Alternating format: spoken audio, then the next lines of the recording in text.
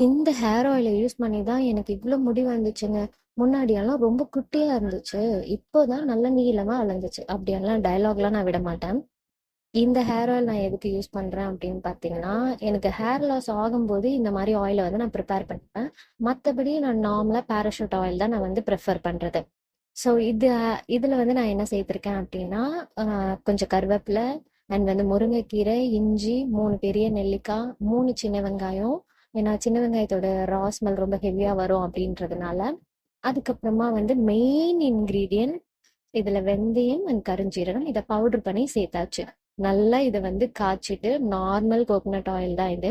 இதுல நல்லா காய்ச்சிட்டு 1/2 லிட்டர் நான் எடுத்திருக்கேன். ஸோ இதை நல்லா நம்ம காய்ச்சிட்டு நைட்டு ஃபுல்லா விட்டுருங்க. மறுநாள் காலையில வடிகட்டலாம். பட் ஆனா நான் ஈவினிங் தான் வடிகட்டினேன். வடிகட்டி ஒரு பாட்டில் ஊற்றி வச்சுக்கோங்க. எப்பப்பெல்லாம் தேவையோ அப்பப்பெல்லாம் நீங்க தேய்ங்க. ரொம்ப நல்ல ரிசல்ட் தரும்.